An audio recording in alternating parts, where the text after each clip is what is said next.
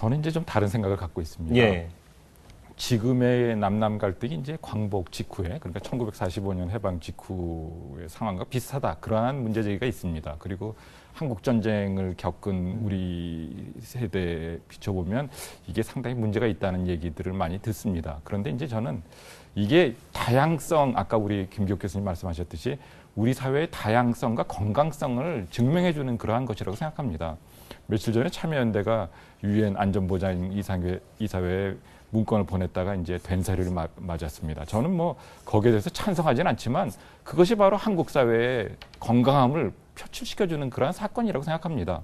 예를 들면 미국에 이 9.11 테러가 있었을 때 음모론이 있었습니다. 그렇지만 9.11 테러가 음모에 의해서 이루어졌다고 하는 것이 다수에 의해서 지지돼가지고 예를 들어서 9.11이 내부적인 소행이다라고 얘기하는 사람이 별로 없습니다. 그러한 것들은 어떻게 보면 찻잔 속의 태풍으로 그쳤던 그런 측면이 있습니다. 지금의 천안함도 마찬가지라고 생각합니다. 그런 면에서 봤을 때 우리가 너무 이 옛날에 60년대, 70년대에 하나의 흑백 논리에 집착하다 보니까 총력 안보 체제에 예를 들면 박정희 독재 체제 아래 살던 그러한 이 관성에 너무 찌들다 보니까 지금의 이러한 이 사상의 다양성이 나오는 것들에 대해서 알레르기 반응을 보이는 것은 혹시 아닐까 그런 생각을 합니다. 예를 들면 이제 우리 인천 지역에서 민주노동당 구청장이 당선될 정도로 우리는 사상적으로 봤을 때 다양한 스펙트럼을 포용하는 그러한 사회가 됐습니다. 그러한 사회이기 때문에 우리가 북의 예를 들어서 대항해서 우리 사회의 건강성을 과시할 수 있고 북의 개혁과 개방을 견인해 나갈 수 있는 그런 건강한 체제가 됐다고 생각합니다. 이것이 전쟁으로 비화될 정도의 수준이 아니라고 생각합니다. 예를 들면 이탈리아의 공산당이 상당히 강해가지고 이 내전 직전의 상황까지 갔었습니다. 프랑스도 역시 예를 들어서 좌우익 갈등이 있었습니다. 그렇지만 그 나라가 예를 들어서 남북 전쟁을 했습니까? 동서간의 전쟁을 했습니까? 건강하게 체제를 이끌어 나갔습니다. 우리도 미국과 소련이 분할선을 긋지 않았다고 한다면 예를 들어서 김일성이 있건 박헌영이 있건 이승만 대통령이 있건 뭐 김구가 있건 다 하나의 영토적인 바운더리에서 영토적인 테두리 안에서 우리가 건강하게 대한민국을 세웠건 뭐 또 다른 나라를 세웠건 그렇게 할 수 있었습니다. 그런데 이제 그것이 이제 외세에 의해서 견인돼 가지고 우리가 이 분단이 됐는데요. 다시 2010년의 상황으로 돌아왔어요. 이명박 대통령께서 이제 그 중도 강화론을 내세웠었습니다. 그래가지고 이제 사회통합위원회라는 것을 발족시켰는데요. 저는 이 이명박 대통령의 생각에 대해서 긍정적으로 평가하는 부분들이 있습니다.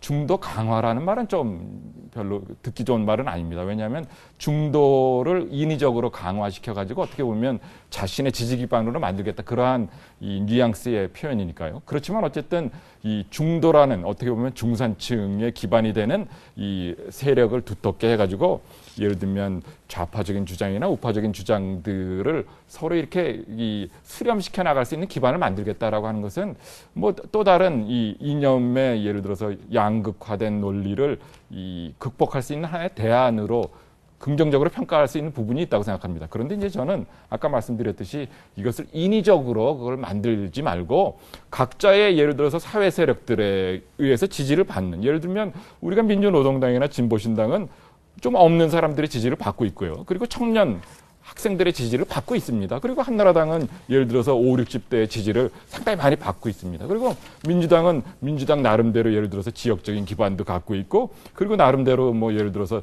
통일 그러니까 햇볕 정책을 지지했었던 사람들의 지지를 받고 있습니다. 그것이 바로 민주주의의 정당 정치의 기본입니다. 그러니까 여러 가지 사회 세력들에 의해서 이 분열되어 있는 것처럼 보이지만 마지막 단계에서는 예를 들면 우리가 16강 진출에 환호했듯이 하나의 대한민국으로 나아가는 그러한 방향으로 나아갈 수 있다고 생각합니다. 저는 이제 이 남남 갈등이 문제라고 생각하는 것은 이렇게 정리를 해서 그것이 그렇게 크게 문제가 되지 않는다는 얘기를 드리고 싶고요. 네. 그런데 이제 또 중요한 화두는 남남 갈등보다 세대 갈등이라고 생각합니다. 예를 들면 우리 한나라당은 조금 나이 드신 분들의 지지를 받고 있고 민주당은 이번 선거에서는 비교적 청년과 장년층의 지지를 많이 받았습니다. 예를 들면 이 나이 드신 분, 저희 어머니 세대를 포함해서 민주당을 보는 시각이 상당히 부정적입니다. 예를 들면 뭐 거기는 뭐 김정일에게 퍼주는 뭐 정당 이렇게 이런 식으로 평가를 합니다. 그런데 아까 우리 김기옥 교수님 말씀하셨듯이 청년들은 여기는 뭐 전쟁이고 저기는 평화다 이렇게 생각하는 경향들이 있습니다. 뭐 반드시 그렇게 생각하는지는 않지만 하여튼 어쨌든 그런 경향성이 있는 거 아니겠습니까?